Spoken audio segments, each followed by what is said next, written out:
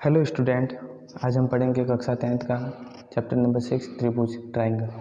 अब सबसे पहले मैं आपको बता देता हूँ कि 9th क्लास में हम पढ़ते हैं तो त्रिभुजों की सर्वांग क्षमता पढ़ते हैं। सर्वांग क्षमता मतलब कि ऐसे त्रिभुज जो एकदम बराबर होते हैं वो सर्वांग त्रिभुज कहलाते हैं। देखो 9th क्लास में आपने पढ़ा था, 9th क्लास में सर्वांग त्रिभुज, ठीक है। और सर्वांग त्रिभुज में ऐसा होता था कि कोई भी दो त्रिभुज, जैसे कि ये त्रिभुज है, मैं छोटी छोटी आकृतियाँ बना रहा हूँ, एक ये दूसरा कोई त्रिभुज है, तो इनके तीनों के कोण भी बराबर है और इनकी भुजाई भी बराबर है। तीनों कोण भी बराबर है और तीनों भुजाई भी एकदम बराबर है, तो वो दोनों त्रिभुज सर्वांग त्रिभुज कहलाते हैं। अब इसके अलावा हम 10th क्लास है तो 10th क्लास में हम पढ़ेंगे सबसे पहले समरूप आकृतियाँ पढ़ेंगे, और समरूप आकृतियाँ में हम समरूप त्रिभुज पढ़ेंगे। तो सबसे पहले इस कक्षा 10th का है चैप्टर नंबर 6 त्रिभुज ट्राइंगल। इसमें सबसे पहले हमें पढ़ना है समरूप आकृतियाँ। तो समरूप आकृतियाँ, ठीक है। अब समरूप आकृतियाँ, तो समरूप आकृतियाँ किसे कहते हैं वो देखेंगे। तो देखो समरूप आकृतियाँ में ऐसा है कि ऐसी आकृतियाँ जिनका समान रूप हो। तो जैसे देख सकते हैं हम, तो जितने भी वृत्त होते हैं, सारे वृत्त वो समरूप आकृति के होते हैं, ठीक है। अब वृत्त किस तरह के होते हैं, तो देखो वृत्त की त्रिज्या ही अलग अलग होती है, बाकी सारी आकृति होती है वो समरूप होती है, ठीक है। तो देखो जैसे ये वृत्त है किसी त्रिज्या का, इसके अलावा ये कोई वृत्त है दूसरी त्रिज्या का, इसके अलावा ये और एक कोई वृत्त है, ठीक है, ठीक है। तो इनकी सिर्फ त्रिज्या अलग अलग, इसकी आर, इसकी आर, इसकी आर, तीनों अलग अलग है, लेकिन ये समरूप आकृतियाँ कहलाती है, ठीक है। इसके अलावा हम वर्ग में देखे जाते हैं तो ये तो है आपके वृत्त, ठीक है। इसके अलावा हम वर्ग देखते हैं, तो वर्ग तो चार भुजाएं जो सारे समान होती है वो वर्ग कहलाती है। तो देखो एक ये वर्ग है, जैसे आप समझ सकते हैं कि 1 सेंटीमीटर का है, फिर ये हम 2-2 सेंटीमीटर का देखते हैं, ठीक है। फिर इसके अलावा 3-3 सेंटीमीटर का भी बना सकते हैं। तो ये जितने भी वर्ग होते हैं, वर्ग स्क्वायर कहते हैं, वो सारे समरूप आकृतियाँ होती है। देखो यहाँ पे इसमें कोणों को देखेंगे तो देखो वर्ग के सारे कोण 90 डिग्री के होते हैं, ये सभी कोण 90 डिग्री के, इसके भी सारे कोण 90 डिग्री के, ठीक है।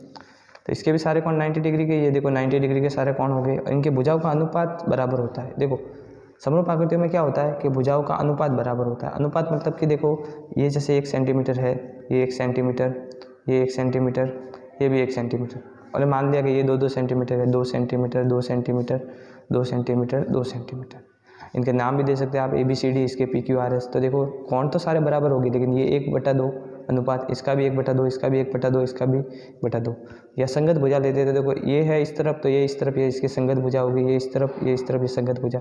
तो देखो समरूप आकृतियों का नियम ये होता है आपके कि जितने भी आकृतियाँ होती है जिनके संगत कोण बराबर हो और संगत भुजाएं बराबर अनुपात में हो, तो वो आकृतियाँ समरूप आकृतियाँ कहलाती है। तो इस प्रकार हम त्रिभुज लेते तो त्रिभुज में हमें लेना पड़ता है, तो वो लेना पड़ता है समबाहु त्रिभुज। बाकी त्रिभुज हम ले नहीं सकते, तो हम समबाहु त्रिभुज लेते हैं, ठीक है। बाकी समद्विबाहु भी होता है, विषमबाहु भी होता है। समबाहु में क्या होता है कि सारी भुजाएं समान होती है। तो देखो एक हमने त्रिभुज लिया, मैंने ये लिया, ठीक है, दूसरा त्रिभुज मैंने थोड़ा इससे बढ़िया ले लिया, ठीक है। अब यहाँ देख सकते हैं कि देखो यहाँ पे सारे कोण ये 60-60 डिग्री है, 60-60-60, क्योंकि समबाहु त्रिभुज के कोण 60 डिग्री होते हैं, 60-60-60, ठीक है। अब यहाँ देख सकते हैं कि आपके ये 2 सेंटीमीटर भुजा, ये 2 सेंटीमीटर भुजा, ये भी आपके 2 सेंटीमीटर भुजा, ये 3 सेंटीमीटर भुजा, ये 3 सेंटीमीटर भुजा, और ये 3 सेंटीमीटर भुजा। अब देखो कोण सारे बराबर हो गए, ठीक है। इसका आप नाम दे दो कि ABC, इसका नाम दे दोगे PQR। अब यहाँ देख सकते हो कि कोण A है वो कोण P के बराबर, कोण B है वो कोण Q के बराबर, और कोण C है वो कोण R के बराबर, ठीक है। अब भुजाओं में AB 2 सेंटीमीटर, PQ, तो देखो भुजाओं के संगत अनुपात लेंगे, तो AB इस तरफ है तो PQ इस तरफ है, तो AB/PQ हम लिखते हैं। तो देखो वो 2 सेंटीमीटर है, ये 3 सेंटीमीटर है, ठीक है। फिर हम देखते हैं BC/QR, तो ये 2 सेंटीमीटर, ये 3 सेंटीमीटर, ठीक है। इसके अलावा हम इसकी भुजा ये AC, तो ये PR, ये 2 सेंटीमीटर, ये 3 सेंटीमीटर, तो तीनों का देख सकते हो आप अनुपात बराबर है, ठीक है। तो ये दोनों जो आकृति है वो समरूप आकृति कहलाती है, ठीक है। तो हम देखो जैसे त्रिभुज में हमें पूछा जाए कि क्या ये दोनों त्रिभुज समरूप है, ठीक है, तो हम क्या बताएंगे, तो अगर इन किसी दो त्रिभुज में, ठीक है, तीनों कोण बराबर हो और तीनों भुजाओं का अनुपात होता है, संगत भुजाओं का अनुपात वो समान होता है, तो वो समरूप आकृतियाँ कहलाती है। तो हम त्रिभुजों को समरूप ऐसे भी बता सकते हैं कि त्रिभुज ABC है वो समरूप का है PQR के, और ये संकेत होता है समरूप का ऐसे, ठीक है। अब हम देख सकते हैं कि यहाँ पे देखो, तो समरूप आकृति की परिभाषाएं देखेंगे तो बहुभुज के रूप में देखेंगे, क्योंकि जरूरी नहीं है कि त्रिभुज ही समरूप होता है, वर्ग भी समरूप होता है, चार भुजा वाला है, पंचभुजा वाले भी समरूप होते हैं, ठीक है। तो हम समरूप बहुभुज के बारे में देखेंगे, ठीक है। तो यहाँ पे हम देखेंगे अभी, तो मैं परिभाषा आपको लिखवा लेता हूँ, ठीक है। तो आपकी परिभाषा ये है, देख सकते हो आप कि कोई बहुभुज, कोई दो बहुभुज समरूप होते हैं यदि उनके संगत कोण बराबर हो तथा उनकी संगत भुजाएं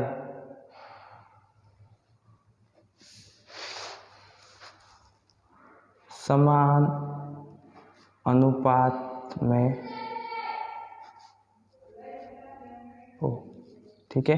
तो हम यहाँ बहुभुज के बारे में पढ़ेंगे कि कोई दो बहुभुज समरूप होते हैं यदि उनके संगत कोण बराबर हो तथा उनकी संगत भुजाएं समान अनुपात में हो, ठीक है। अब ये बहुभुज वाला नियम त्रिभुज में भी लगेगा, चतुर्भुज में भी लगेगा, पंचभुज में भी लगेगा, सभी में लगेगा, ठीक है। अब यहाँ पे देखो, समरूप आकृतियों के बारे में हमने देख लिया कि जैसे वृत्त होते हैं, वर्ग होते हैं, त्रिभुज होते हैं, ये सारी समरूप आकृतियाँ होती है, ठीक है। अब यहाँ पे देखो कि कोई दो बहुभुज समरूप होते हैं यदि उनके संगत कोण बराबर हो तथा उनकी संगत भुजाएं समानुपाती हो या समान अनुपात में हो। अब ये जो दोनों बहुभुज होंगे ये समान भुजा के होंगे, ये आप याद रखना, ठीक है। ये लिखवाना नहीं है, समान भुजा के दो बहुभुज, भुजा दोनों समान होनी चाहिए। तीन भुजा के ले रहे हो तो तीन भुजा के लेने चाहिए, चार भुजाओं के ले रहे हो तो चार भुजा के लेने चाहिए, ठीक है। ये उसका बेसिक हो गया है कि समरूप आकृतियाँ कैसे होती है। यहाँ हमने देख लिया है कि कोई भी दो समान भुजा के जो बहुभुज समरूप होते हैं तो कैसे होते हैं, तो वो देखो यही आपकी परिभाषा है आपकी कि कोई दो समान भुजा के बहुभुज समरूप होते हैं यदि उनके संगत कोण बराबर हो तथा उनकी संगत भुजाएं समान अनुपात में हो या समान अनुपाती हो, ठीक है। तो वो आकृतियाँ समरूप आकृतियाँ कहलाती है, ठीक है। समरूप आकृतियाँ, समरूप आकृतियाँ। अब समरूप आकृतियाँ में हम देखेंगे तो समरूप आकृति देखो चतुर्भुज भी हो सकता है, त्रिभुज भी हो सकता है, ठीक है, वर्ग भी होता है और वृत्त भी होता है। तो हम यहाँ पे अब देखेंगे प्रश्नावली 6.1 उनके क्वेश्चन देखते हैं थोड़े से कि देखो क्या होता है समरूपता का नियम वगैरह। एक हम देखो शब्द देखते हैं सर्वाक्षम। तो सर्वाक्षम कक्षा 9th में पढ़ते हैं हम। सर्वाक्षम में होता है कि देखो समरूप तो समान रूप होता है लेकिन सर्वाक्षम जैसी आकृति है वैसे की वैसी आकृति होती है। तो उसमें तीनों कोण भी बराबर होते हैं और तीनों भुजाएं भी बराबर होती है, और ये कक्षा 9th का टॉपिक है। अब 6.1 देखेंगे यहाँ पे, तो रिक्त स्थानों की पूर्ति कीजिए या रिक्त स्थानों को भरिए। तो सभी वर्ग खाली जगह होते हैं सर्वाक्षम या समरूप। तो हमने पहले पढ़ा था, देखो सारे वर्ग होते हैं उनकी त्रिज्या अलग अलग होती है, बाकी वर्ग की आकृति तो समान होती है, तो त्रिज्या अलग होती है, मतलब उनका अनुपात अलग अलग होता है। तो ऐसी आकृति जिनके संगत कोण बराबर हो और भुजाओं का अनुपात समान हो वो समरूप आकृतियाँ कहलाती है। तो यहाँ पे तो देखो वृत्त में तो कोई कोण तो होता नहीं, लेकिन उनमें भुजाओं का अनुपात होता है या त्रिज्याओं का जो अनुपात होता है वो तो समान होता है, अतः ये समरूप आकृतियाँ कहलाती है। तो हम यहाँ लिख सकते हैं कि सभी वर्ग होते हैं वो समरूप होते हैं, ठीक है। इसके अलावा वर्ग, तो वर्ग में भी हमने देखा था आकृति, वर्ग एक चतुर्भुज है, चार भुजाओं वाला है, तो सारे कोण 90-90 के होते हैं, ठीक है। तो भुजा तो कोण तो हम देख सकते हैं कि सभी बराबर है, लेकिन उनकी जो भुजाएं है अलग अलग अनुपात की होती है। वर्ग की चारों भुजाएं समान होती है, हम 1 सेंटीमीटर का वर्ग बना सकते हैं, 2 सेंटीमीटर का बना सकते हैं, 3 सेंटीमीटर का बना सकते हैं। लेकिन अगर दो की तुलना करें तो उनके भुजाओं का अनुपात समान होगा और कोणों का अनुपात बराबर होगा, तो ये भी समरूप होते हैं। तो सभी वर्ग क्या होंगे, समरूप, ठीक है। इसके अलावा तीसरा देखते हैं, तो सभी खाली जगह त्रिभुज समरूप होते हैं। तो कौन से त्रिभुज, तो देखो त्रिभुज 3 प्रकार के होते हैं भुजाओं के आधार पर, समद्विबाहु, विषमबाहु, समबाहु। समद्विबाहु में दो भुजाएं बराबर होती है, एक भुजा अलग होती है, लेकिन हमने क्या पढ़ा था समबाहु त्रिभुज, क्योंकि देखो समबाहु त्रिभुज ही ऐसा त्रिभुज है जहाँ पे कोण बराबर होते हैं तीनों। तो देखो समबाहु त्रिभुज का प्रत्येक कोण 60 डिग्री का होता है, 60 डिग्री का होता है, ठीक है। तो कोण तो तीनों बराबर हो जाएंगे, लेकिन समबाहु त्रिभुज में तीनों भुजाएं भी बराबर होती है, ठीक है। तो हम 1 सेंटीमीटर वाला त्रिभुज बना सकते हैं, 2 सेंटीमीटर वाला, 3 सेंटीमीटर वाला। तो सारे जितने भी समबाहु त्रिभुज होते हैं वो समरूप हो सकते हैं, उनकी समरूपता हम बता सकते हैं। तो समबाहु यहाँ लिखेंगे, तो सभी समबाहु त्रिभुज है वो समरूप होते हैं।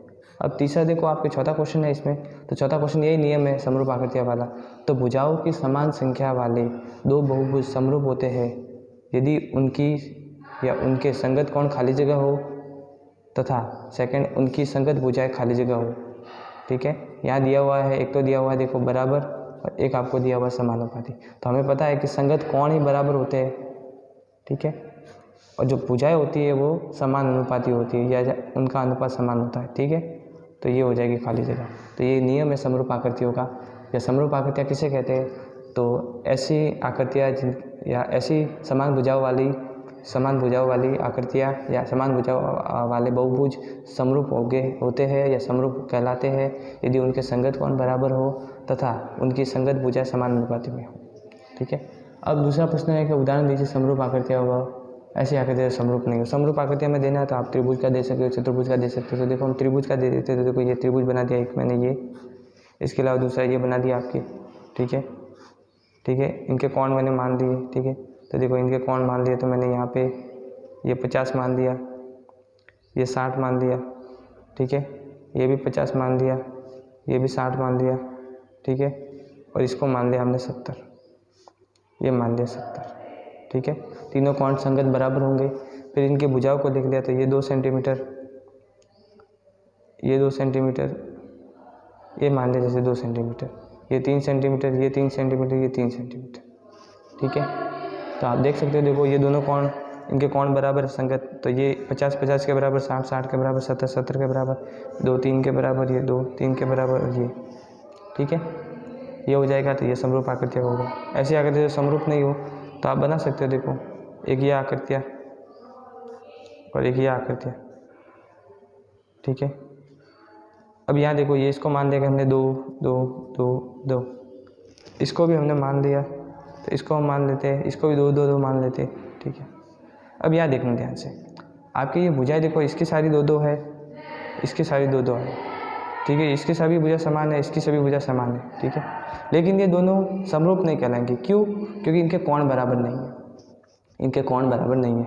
तो भुजाएं का जो अनुपात है वो तो समान है, देखो 2/2 1 2/2 1 2/2 1 2/2 1, लेकिन इनके जो कोण है वो बराबर नहीं होंगे, ठीक है। इस कारण ये समरूप आकृतियाँ नहीं होंगी, क्योंकि ये देख सकते हो ये एक वर्ग है, सारे कोण 90-90 डिग्री के होंगे, और ये आप देख सकते हो, ठीक है। तो ये समरूप है, सभी भुजाएं समान है, ठीक है। लेकिन ये भुजाओं का अनुपात समान हो जाएगा, लेकिन कोण बराबर नहीं होगा, जिसके कारण ये समरूप आकृतियाँ नहीं होगी। अब जो तीसरा क्वेश्चन है वो इसी का उदाहरण है, ऐसी चीज़ का उदाहरण दिया हुआ है, ठीक है, कि ये 2 आकृतियाँ समरूप है या नहीं बताइए। तो हम बता सकते हैं कि इनके कोण समान नहीं होने के कारण या इनके कोण समान नहीं है, अतः ये समरूप नहीं हो सकती, ठीक है। धन्यवाद। आज प्रश्नावली 6.1 तक खत्म कर दिया, आगे नेक्स्ट 6.2 देखेंगे। Thank you.